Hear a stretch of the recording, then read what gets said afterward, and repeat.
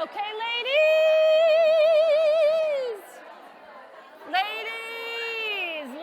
and only a couple of gentlemen.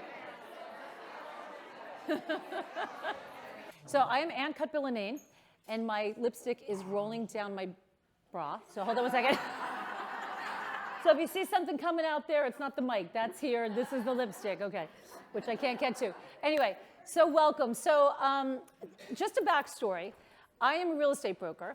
I've been selling real estate for 40 years here in New York City. Single mom, raised two wonderful daughters. Jackie's here actually tonight. So I'm a divorced mom. And how many of you are single in here? A lot of you, right? So you can relate. So about 3 years ago, I put in a taxi ad in the New York City cabs because I was advertising my real estate there. So I figured, why not just say I was looking for love? But I not only said that I was looking for love, but I also said that I was 56 and fabulous. So it went viral, like really around the world. 15 million people saw it. Only 3 men responded from New York City. That's another story. So anyway, 82, 22, and a Trump supporter. So anyway, all good. So anyway, but what ended up happening is that every day, and still at least once a week, 3 years later, women come up to me and they say, you know, like, did you find love? So they want to know if that had a happy ending. No, not yet. So if anybody has a single guide, please let me know.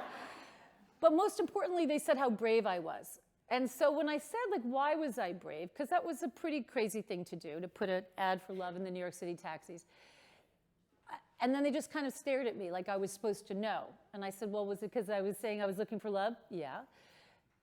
Because I said I was 56? Yeah, that was it. So at that moment, I had just moved in here. And this space enables me to have people and join people together in a way that you just really can't if you didn't have the space. I get the tables, I get the chairs. And that's where the Wise and Wonderful Women came from. Because I don't want women, as they get older, to feel anything other than badass and empowered and wise, because you are. And I don't want you ever to apologize for your age. And I happen to think that we only get better with age. And yeah, we get some wrinkles, and we can do something about that. Thank you, Dr. Lawrence. But anyway, you know, it's just really about going for it. And then I also realized that a lot of our younger women, especially working virtually, really need our wisdom more than ever, too. So this is recorded. All of the dinners that we have are recorded. So if you go on my webpage, which is Annie Gets It Done, there's a section in there for women's events, and there's a video library. So I really encourage you to go back and watch, because they're on a lot of different topics, and they're really helpful. And if you feel like this topic is helpful for somebody, pass it along, have them watch it. It's really important. So that's why we have Tyler and Rachel. They're great videographers, and so if you need anything for anybody or headshots for Rachel, she's there. So anyway, so we do record it for that purpose. So anyway, a little backstory. Oh, two other things, housekeeping issues. There are pads and pens on the table. Please take them. Yes, they say Annie Gets It Done. Some of them say Wise and Wonderful Women. But Kira's going to have us doing some exercises, and you might need those, but certainly feel free to take them with you. Also, the flowers when you leave. Do not take the vases. Somebody took the vase last time. It was a little strange. Take the flowers, okay? I'm going to have to pat you all down, so that's all good.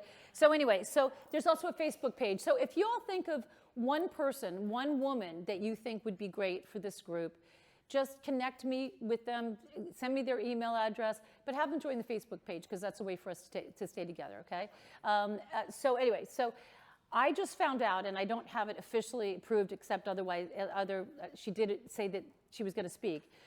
Paulina Porizkova, who was just wrote a book, and she's, you know, navigating life after being married to Rick Ocasek, and who was, you know, the lead singer of the Cars.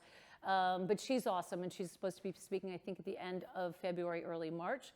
So anyway, that's exciting. So a little backstory about Kira. I ended up joining a group called Impact 100, which is a collaborative group of women that give $1,000 a year annually.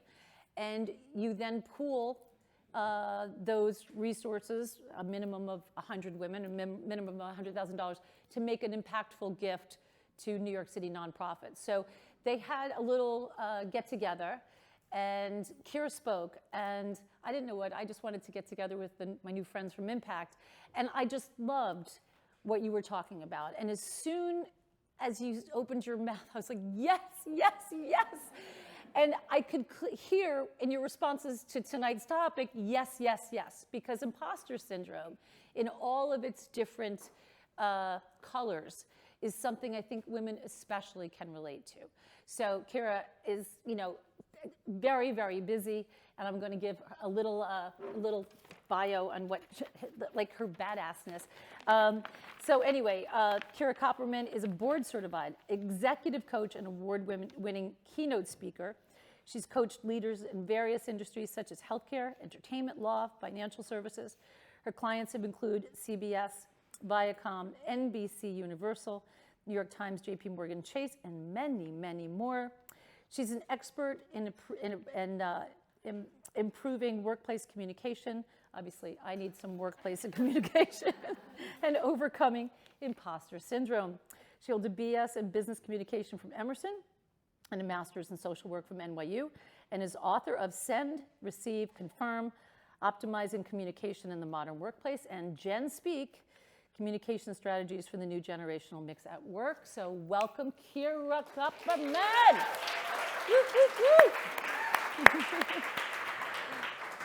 All right, so Paulina is coming to speak. Talk about imposter syndrome. Yeah, there you see. It's who are the starting right now. speakers? This is an example. This is the example of Paulina. I can't even. Porskova is her last name. I don't even know. I said it once, and I'm not going to say it again. Porskova? Porskova. Anyway, the supermodel is coming to speak next, so that's great. So do you want to talk a minute before we start, or you want me to just jump right in? You know what? You can jump right in. Oh, good. I was hoping you'd say that. Okay, terrific. So this is going to be very interactive. We're going to have you talk to each other. We're going to have you think about some of the things associated with imposter syndrome. However, there's one of me, there's one of Anne, and there's like 70 of you. So I have to ask you in advance that when we are trying to bring everybody back from these side conversations, that we try to be as efficient as possible with that. I know these side conversations are really helpful, but I just want to make sure we get to all the content before we have to get booted out of this room. So we're going to start with a little bit of an icebreaker. So I'm going to ask you to find someone at your table that you don't know, and if you could share with them 3 words to describe yourself. And we're going to take about literally 30 seconds to do this, and then we're going to come back. So each of you take 3 words, pick a partner, 3 words, and then come back.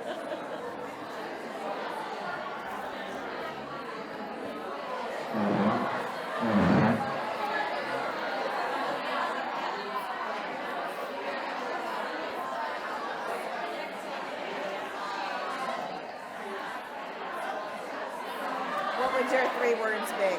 My 3 words? Oh my gosh. Type A, philanthropic, and loyal. Oh, How about you? Happy, interested, and interesting. There you go. There you go. It's so funny, I just redid my profile for Match, and it's so interesting kind of consolidating and putting what's important in an 8, and then kind of how you put yourself out too. All right, I gotta bring her Okay. back. I gotta get my website. Okay, we gotta come back. Okay. 30 seconds. I saw some very lively facial expressions in response to that. Okay, we're gonna do one more thing.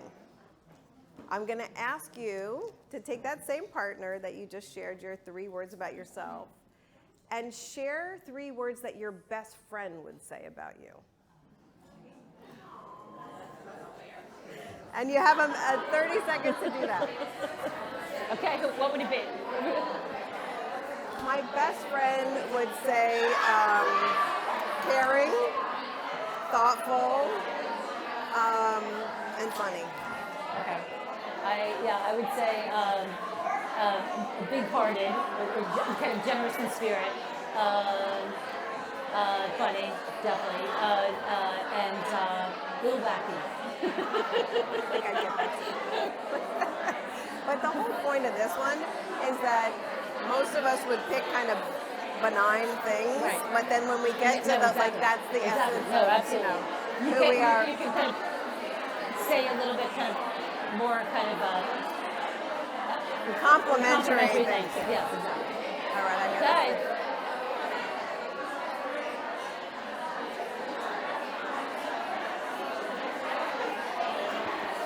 I'm gonna take this just in case. I'm gonna keep using this. Excellent. Okay. Woo. Okay, so anyone notice the difference between the two? So what was the difference? I mean, for me, it was harder to come up with the words for myself, but I immediately knew what she would say. Yeah, immediately. Yeah. And they were probably a little bit more complimentary Yeah. and a little bit more, descriptive when you were talking about how your best friend would view you, but instead of how you would view yourself. So this is our foundation today. I'm going to help you start to be your own best friend by the end of today, so that when you are having these feelings of self-doubt with imposter syndrome, you could remember how to do that just by sharing what your best friend would say about you, just 3 words. So we're going to do a little trivia. Some of you have heard this before, so don't shout out the answers if you know them. And it's just going to help normalize the fact that a lot of people have these feelings. Obviously, we have a big room here, so people have these feelings. So can you guess who said this? I've written 11 books, but each time I think, uh-oh, they're going to find out now. I've run a game on everybody. They're going to find me out. So how many of you think it's Judy Blume? Judy Blume. How many think it's Jackie Collins? How many think it's Maya Angelou? And what about Amy Tan? It's Maya Angelou. Okay. So you were correct. But this is somebody who's written however many books. She said at that point she had written 11 books. She won all kinds of awards and accolades for her writing, and still thought someone was going to find out she didn't know how to write. This next person, sometimes I wake up in the morning before going off to a shoot and I think, I can't do this. I'm a fraud. Now I'm going to do a little better this time. I'm going to list them all out first, and then I'm going to ask you who you think. Kate Winslet, Jennifer Aniston, Kate Blanchett, or Anne Hathaway. So how many for Kate Winslet? Get the hands up, ladies. Come on. How many for Jennifer Aniston? How many for Kate Blanchett? And how many for Anne Hathaway? Okay, so interesting. We all can relate to any of these people having this, but it was Academy Award-winning Kate Winslet. So you get that this is something that is very, unfortunately, something that a lot of people have felt, even people at the top of their game. So I'm going to say one more, and this is a male. No matter what we've done, there comes a point where you think, how did I get here? When are they going to discover that I am in fact a fraud and take everything away from me? So the 4 possibilities: Denzel Washington, Tom Hanks, Lin-Manuel Miranda, or Morgan Freeman. How many think Denzel Washington? How many think Tom Hanks? How many think Lin-Manuel Miranda? How many think Morgan Freeman? It was Tom Hanks. Also Academy Award-winning Tom Hanks, who still thinks someone's going to find out he doesn't know how to act. Just fascinating to me. So the idea of imposter syndrome, what is it? It's despite all this evidence that someone's at the top of their game, that they should be feeling good about their successes, that they still feel like someone's going to find out they're a fraud. And that's essentially what it is. It was started in the 70s. The term was coined in the 70s. A couple of researchers were trying to understand some of the things that they were noticing with women and how they had these feelings of self-doubt, despite evidence to the contrary. So we're going to do a little quiz to see if maybe you have ever experienced imposter syndrome. And I say experience imposter syndrome, it's not a permanent state. It's a temporary set of feelings that come through at different times, and we're going to talk about why and what to do about it. But just to get a sense if you've ever had it and how often you've had it. We're going to have you give yourself 1 point if you've had this feeling once, and 2 points if you've had this feeling more than once. So I'm going to list a bunch of statements. So the first question, have you ever had challenges promoting yourself or talking about your accomplishments even when asked? That is 1 point if that's once, 2 points if it happened more than once. Have you ever thought, if I can do it, anybody can? Oh, I'm supposed to stay in front of the camera. Whoops, sorry. Have you ever made excuses when someone tells you you did a good job? Have you ever attributed your success to timing, luck, or chance? Do you ever worry that it's just a matter of time before someone realizes you don't really know what you're doing? Have you ever avoided asking for help because you feel like you should be able to handle something yourself? Can you put down If 5? you could all see your you could all see your facial expressions. Have you ever avoided doing something because you didn't think you had enough skills or you weren't good enough? And have you ever seen other people's success, especially online, and thought they were better than you? All right, so 1 point if it happened once, 2 points if it happened more than once. So how many people have more than 10 points? Okay, so we've established the fact that many of you have had this feeling of imposter syndrome, which is why you're here. So let's normalize this for you. There's been so many studies done about this. There are different numbers all over the place. Do women have it more than men? Do men even experience it? It's, do all women experience it? So one of the studies was what percentage of people experience imposter syndrome at some point in their professional lives? You want to take a guess? 100%. It was 80%. Yeah, for this particular one, it was 80%. But here's another one, and this is for the Gen Zers, millennials who are here today. This one just amazes me. What percentage of Harvard Business School students in this one study felt like they got in by some failure of the admissions process? They were right. Anyone want to take a guess? 90? It was 75%.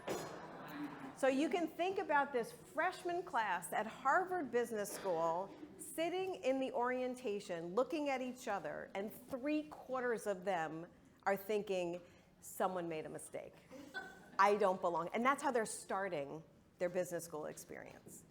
And this is something that is so much more prevalent now than it's ever been because of social media, because of access to what we see as other people's lives, their success, their careers, the things that they're doing that with comparing ourselves doesn't make us feel so great. So why does this occur?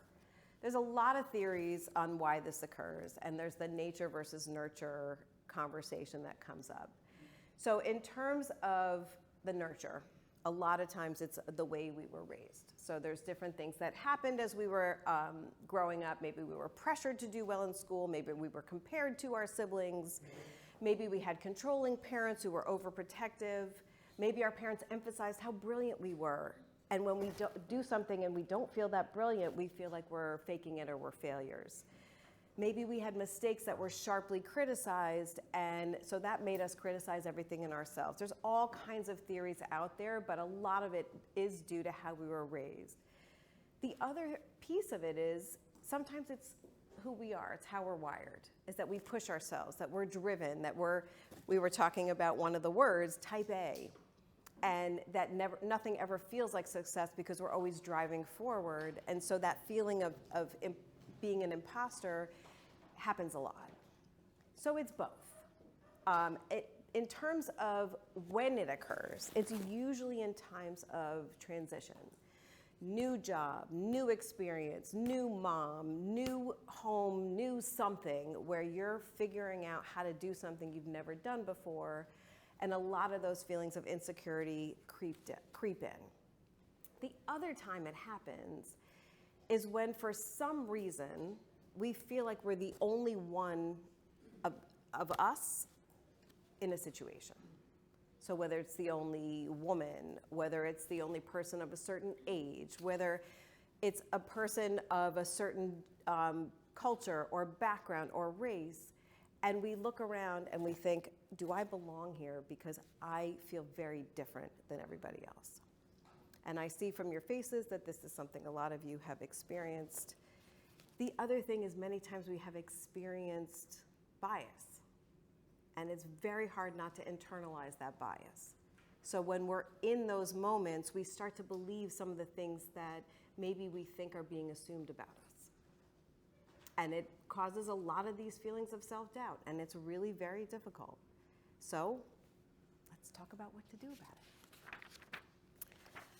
it. Before we get there, I do want to mention a couple things. With imposter syndrome, the way people react to the feelings can be adaptive and maladaptive. And what I mean by that is sometimes we cope with the feelings of self-doubt in a good way. It motivates us, it drives us, we maybe do something we didn't do before because we're trying to feel better about ourselves. The maladaptive is when things happen that are not good for us. So when we maybe push ourselves to the point of burnout, or we do something that's not healthy. So I'm going to share with you 5 different profiles of people who have imposter syndrome, and then we're going to have a group discussion about this to see which of these resonate for you, where you might have seen yourself. And many people, when they hear these 5 different descriptors, they say they're a combination of a bunch of them, and that's completely expected and part of the conversation.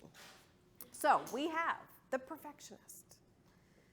Double and triple checks everything.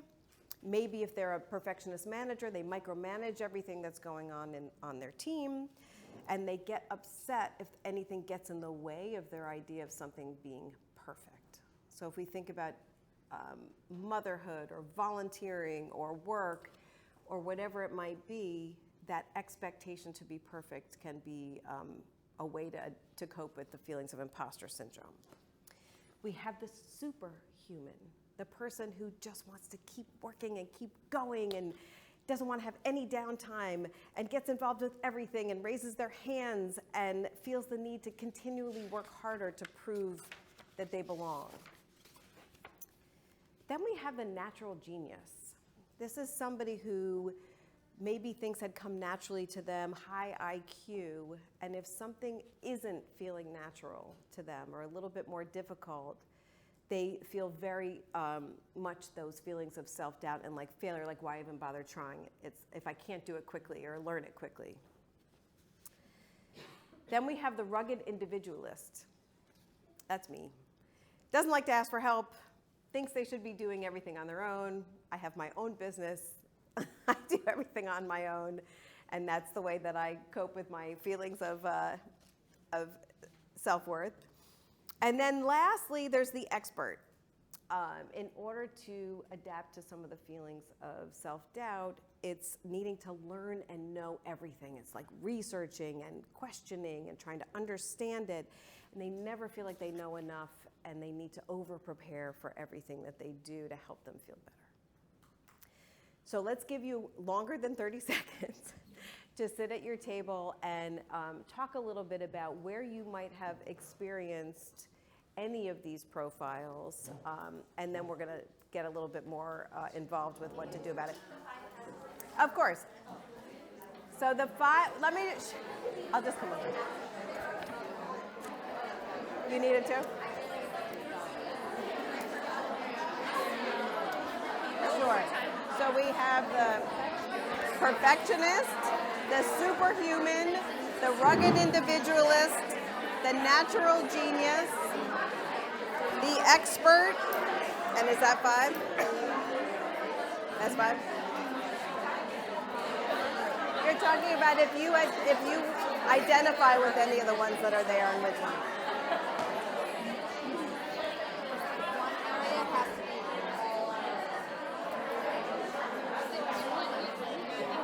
completely. You're Which doing one are you? great. You're the rugged individualist? Yeah. I like to do everything myself. Yeah. You don't like to ask for any help. Nope. I'm We're getting all there. guilty of this. Oh, yeah. Oh yeah. Oh, yeah. It's human. It's human, right?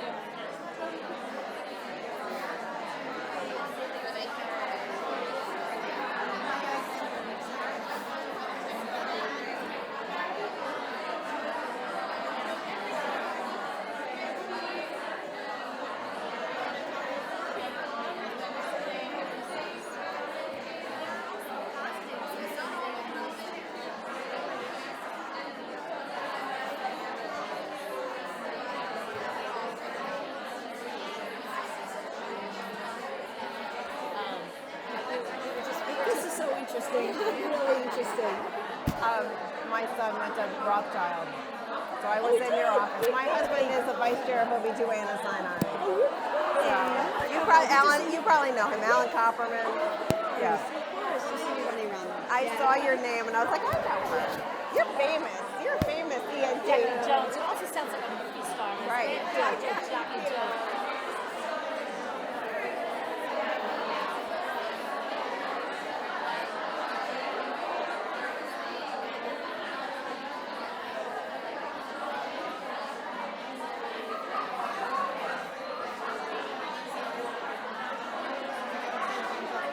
Which one are you? Well, I said as you get older, I let go of that. Because you know what they're good at. I'm not an actual fan. I'm married to an expert. Me too. Combination. Yeah.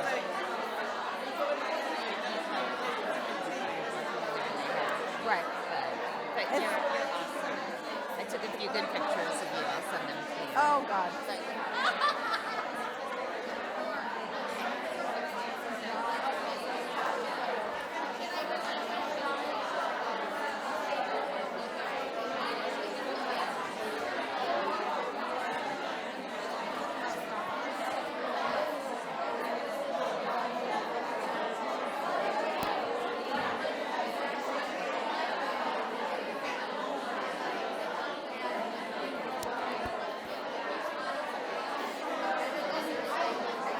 Do you need more time?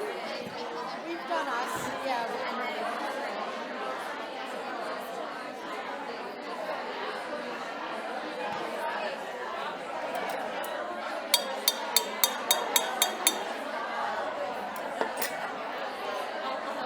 Thank you. It's good. It works.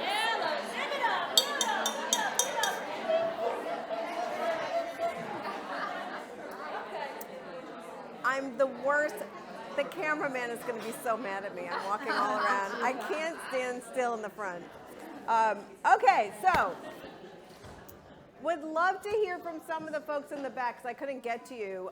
What were the more common responses?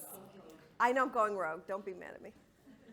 Sorry, I'm the worst on the rugged into. Okay, yeah, it definitely is something that's very common for women to not want to ask for help and want to do it themselves. And I will tell you, and we're going to go through the coping strategies, but it really is a sign of strength to be able to say, I cannot do this on my own.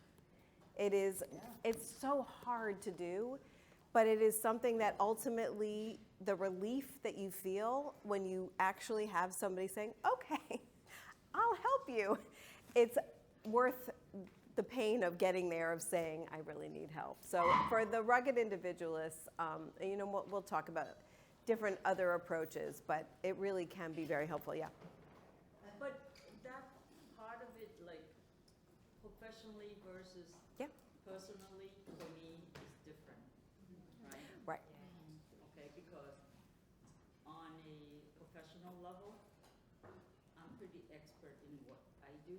So if I have to ask questions, I don't hesitate, right? But on a personal level, sometimes I'm like, I can do this. I don't need your help. Yeah. So it's different.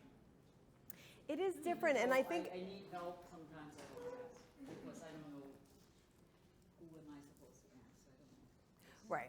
right. And it's partly when it's the maladaptive part, when it's starting to cause some challenges and some problems, it's figuring out who and how to ask for help. But it's hard to get there.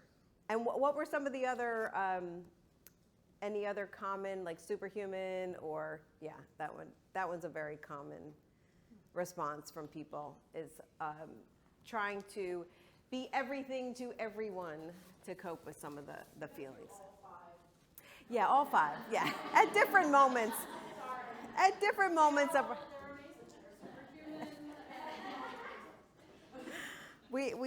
Yes, we definitely can relate to all five at different moments in our lives. So some of the things to do when you find yourself in your head and really having those feelings of self-doubt, and it's stopping you from doing things, and it's making you work super hard at something to prove something to somebody who knows who that is. The bottom line here is that our thoughts do control our feelings, and we can, it's hard, we can control our thoughts. So the self-talk, the inner monologue, the things that go on when no one else is there, are the things that we want to be paying attention to help us get through these moments of imposter syndrome. So I'll give you an example of what I mean, and then we're going to talk a little bit about some other coping strategies. So instead of saying to yourself, what if I'm not good enough? Maybe say to yourself, I deserve to be here. Instead of saying to yourself, I won't be able to live up to everyone's expectations of me, you can change that dialogue in your monologue in your head to say, I am all the positive things people say about me. Instead of saying, I don't deserve this, say, I am here because of who I am and what I've done. Instead of saying, why can't I be more like that person or that person, say, I have many strengths that I'm proud of. And instead of saying, I'm going to screw this up, say, my success is not due to luck. And these take practice. They take time. They are things that don't necessarily come naturally to us. But if we can do things like write them down, like put them on our mirror in the morning, like put them on our phone reminders in the morning, when we're starting to have these feelings, we can turn it around. And we can start to change the way that we think about ourselves within whatever it is that we're doing to help us feel more positively. Again, I understand it's so easy for me to stand up here and make these statements to you, but the more you practice it, the easier it becomes. Now, I'm going to give you some other things to think about too. That all don't just focus on changing the inner monologue. So this is where, if you want to write any of these down, I will be sending out a cheat sheet with some of the recommendations after this. So Anne's going to have that to send out, because there's a lot of different ones that I'm going to share with you, and some are going to work better for some of you, and some other ones are going to work better for others of you. So keeping in mind our thoughts control our feelings, with the reframing that we were just talking about, try to focus on what's going right instead of what's going wrong with that positive perspective. Try to value what comes naturally to you.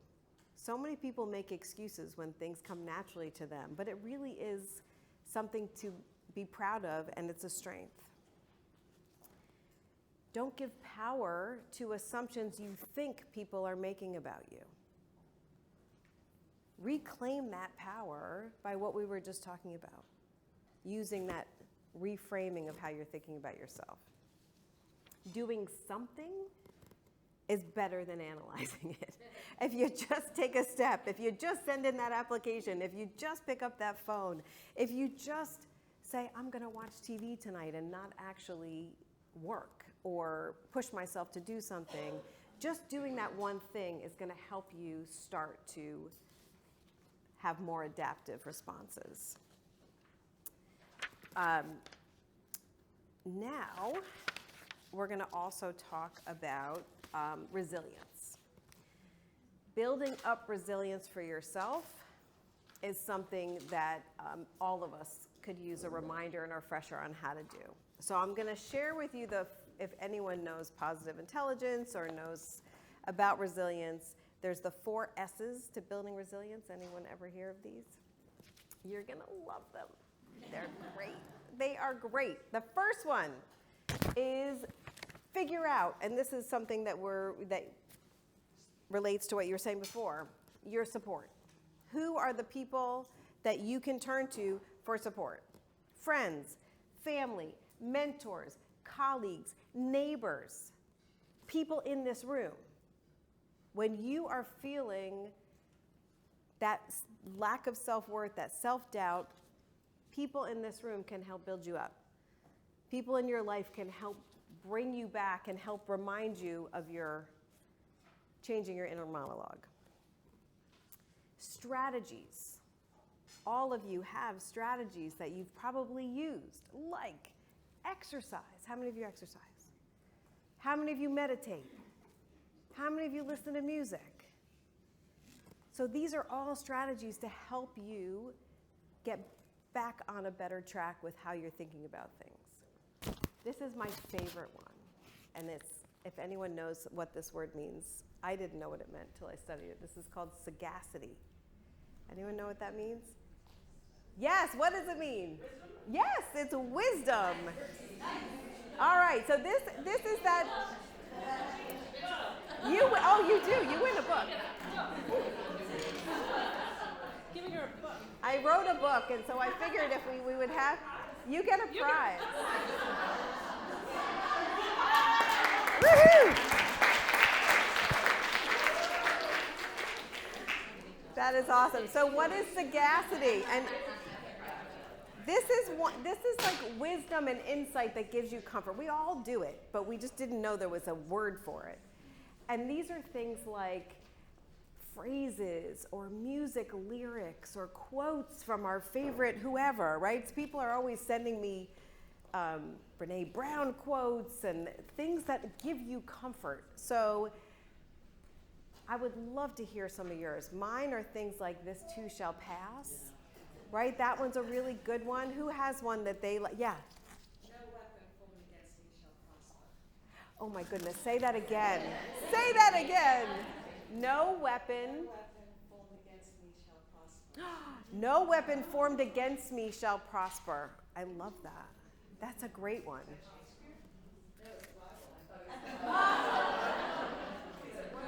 No weapon formed against me shall prosper. What else? Does anyone? No one shall make me feel inferior without my consent. Who knows who said that? They get a book. Roosevelt, you are right.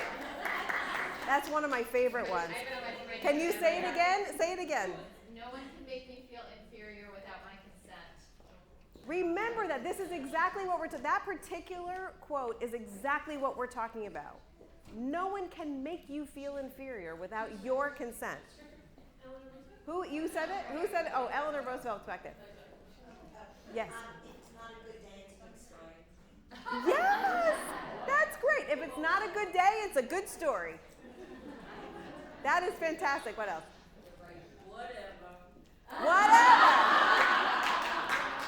Best one. So does anyone know what FAIL stands for? FAIL. First attempt in learning. That's another good one. You're thinking about it. FAIL. F-A-I-L. Like, if you fail, it's your first attempt at learning. Doesn't really make good English, but that's okay. What were you going to say? Oh, my mantra is, out of this, only good things will come. Love so it. when something bad hits, I just keep telling myself, out of this, only good things. Exactly, right? So sagacity, so far we have support, we have strategies, and we have sagacity. And the last one is solutions. So what are the things that work for you to help? Because everyone, as I said, is going to have different things.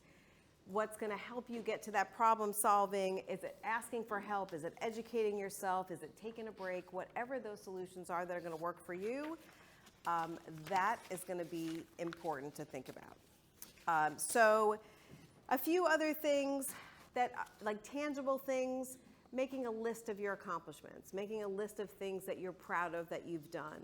And when you're starting to feel those feelings of self-doubt, pull them out and take a look. Mentoring other people can really help you feel great about yourself. It's a simple thing to do. It feels so, how many of you have ever mentored anyone? Yeah, and I see so many of you nodding. So add that to your solutions, right? That's something that you can do. And when you, as I said, talk to family and friends when you do need that extra support. So how much time do we have? You are just very good, 8:01. 8:01, okay. So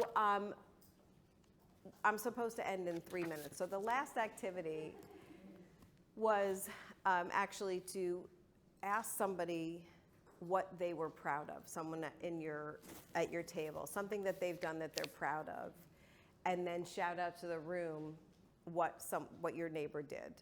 Because and we're not going to do it, but I'm telling you why this is something I do, is because we should be doing this more often. Women need to be helping women build up their feelings of confidence. And the way we do that is by listening to what they're proud of and what accomplishments they've had, getting them to talk about their strengths, getting them to be their own best friend when they're talking to you, so that you can help remind them about how great they are. Because if all of us are consistently asking, hey, what'd you do this week that you're excited about or you're proud of, you can start to remind them that, oh yeah, remember when you told me about that great thing you did, instead of what sucked this week, or what are you upset about, which is what we normally talk about, right? So remember that women can really help other women and build them up. And with this group of wise, wonderful women, I just have to say one thing. How many of you, when you read the bios, had imposter syndrome coming here? Yeah. So it was a mindset shift to come here and be like, okay, I can't wait to meet these amazing women. I can't wait to find out about them. I can't wait to hear what they did that they're proud of, that I can shout out to them when I see them, in a couple of months at the next Wise Wonderful Women event. That's the mindset shift, right? You start going down that road of, oh my God, these women are so accomplished. This is so amazing. To, wow, this is a great, awesome group of women that I'm actually a part of. So you can hear how quickly you can go down and then how quickly you can get yourself back up. So I encourage you to do that, to continue with the mindset shift. I encourage you to continue to build up other women so you can build up yourselves as well. And I thank you all for your attention. I hope you enjoyed it. We did it. All right. Right on time. Right on time. Bam. And she got it done. So actually, I wanted to just bring up, hold on. So a couple things.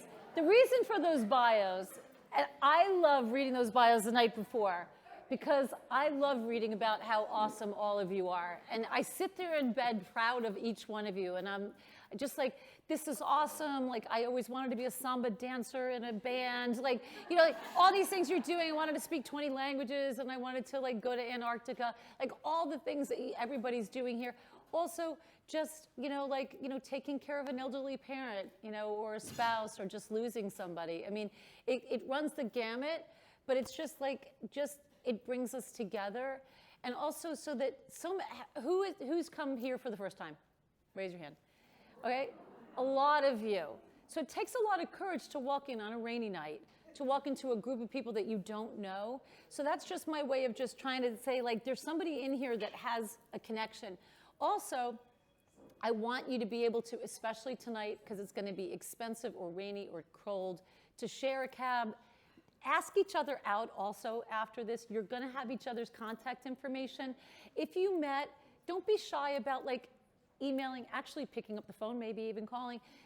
Just go for coffee, meet each other. It's really okay. We don't do it enough. And if there's one thing that we learned during the pandemic is that we need in-person connection. We need it. It's really, really important. So on these bios, a lot of you said where you live. So I'm just going to ask you who lives on the Upper West Side? Okay? So no. I want you, hold on. Look around, because you guys should go home together. Okay? I mean, you're going to go home with somebody, right? Share a cab. Who lives on the Upper East Side? Upper East Side, raise your hand. Upper East Side, not many of you. Okay. Who lives downtown? Downtown. Okay, we got a lot of downtowns. So that's good. So listen, try to join forces and go home together. Okay. One last thing. We're going to send you a thank you for coming, and we're going to have Kira's information. Can I just ask you just a couple questions? Do you work with individual people? Because I know you're a speaker and you speak to corporations, so do you work with individual people? Can somebody call and get can you help people individually? I only work with companies who are having executive coaches or speakers come. I got it. Okay, cool. So if anybody has a company that they feel like, okay, perfect. So that they feel like that she would be a great contributor to, that's awesome. Okay, and again, follow me on Instagram, but Wise and Wonderful, spell out and women on Facebook, because if you do Wise and the ampersand, it goes to like the dark web or something very weird, something very weird will happen. Thanks for coming. Thank you.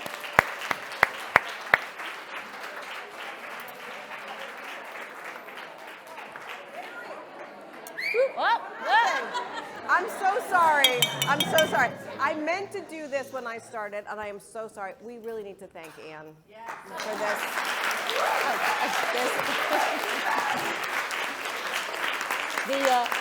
And also I think some of you early on came to one of my first speakers, which was Jody.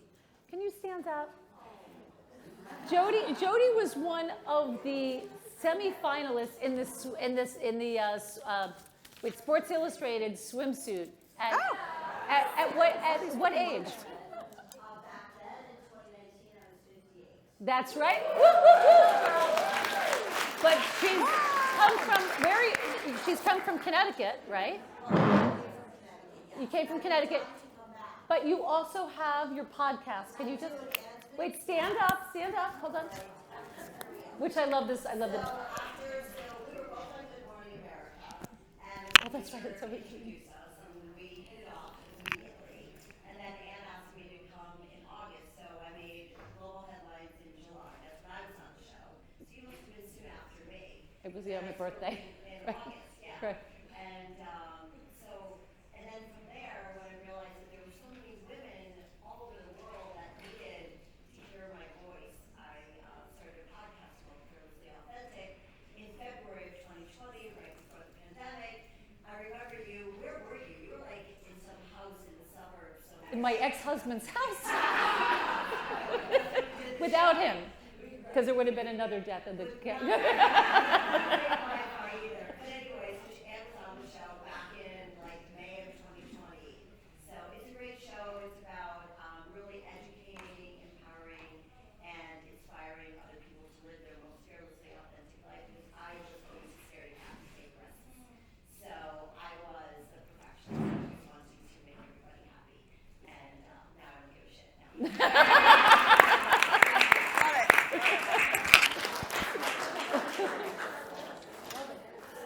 Oh, okay. That's it, folks.